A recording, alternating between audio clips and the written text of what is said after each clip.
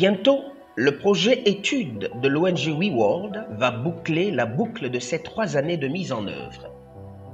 Et voici une journée de capitalisation des acquis pour apprécier les résultats des diverses activités déployées jusque-là dans la perspective de garantir l'éducation pour tous et l'universalité des droits des enfants. La séance qui nous réunit ici aujourd'hui est une occasion que WeWorld offre à l'ensemble des acteurs du sous-secteur de l'enseignement maternel primaire de nos écoles partenaires pour que nous puissions à un moment donné jeter un regard rétrospectif sur le chemin parcouru jusque-là et pouvoir nous projeter de façon beaucoup plus efficace dans l'atteinte de nos objectifs à court et à moyen terme. J'ai eu l'heureuse expérience de partager de plus près des actions qui visent, à travers des programmes de formation, des enseignants, mais aussi des activités de développement du jardin scolaire, toutes choses qui accompagnent aujourd'hui le gouvernement du Bénin dans la mise en œuvre de sa politique d'extension des cantines scolaires. Dans le cadre de ce projet, un important paquet d'activités a été implémenté. Enseignants, conseillers pédagogiques et chefs de région pédagogique invités à cette journée ont reçu pour mandat de faire des évaluations rétrospectives et prospectives des différentes actions engagées pour capaciter enseignants, enfants et femmes des 7 communes couvertes par le projet, à savoir Avrankou, Miserete, Ifanyi, Sakete-Kobe, Adjawere et Ketou.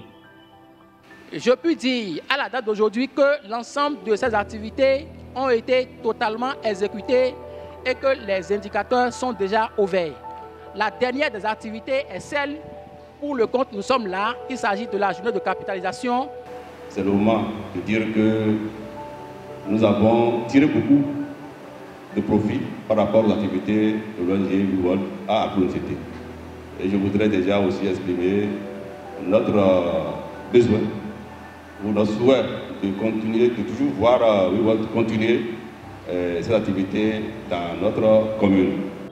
Au travers d'un panel, il est question d'analyser les différentes approches qui permettent non seulement de conserver les impacts positifs induits par les initiatives de développement du projet études, mais aussi et surtout d'améliorer le taux de réussite scolaire des enfants.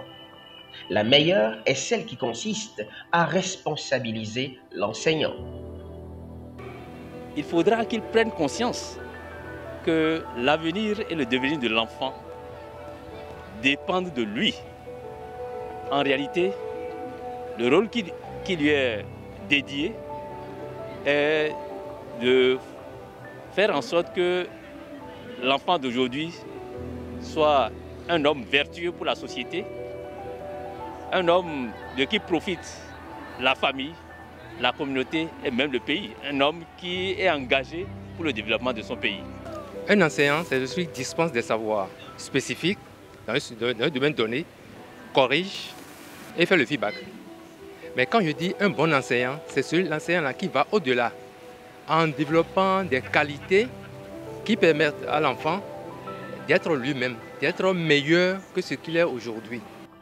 Durant la période de mise en œuvre du projet études, les enseignants ont été formés sur l'approche pédagogique d'apprentissage basée sur les jeux et centrée sur l'enfant.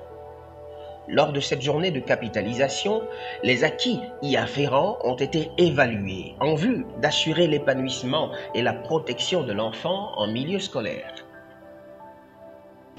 En effet, nous avons pensé que lorsqu'on demande à l'enseignant de ne plus utiliser la chicotte en classe, il faut bien remplacer cette chicotte par un autre outil. Nous avons pensé que c'est le jeu. Parce qu'avec le jeu, l'enseignant aura de la facilité à travailler avec les enfants et les enseignants aussi, et les enfants aussi auront d'engouement à bien suivre les enseignants.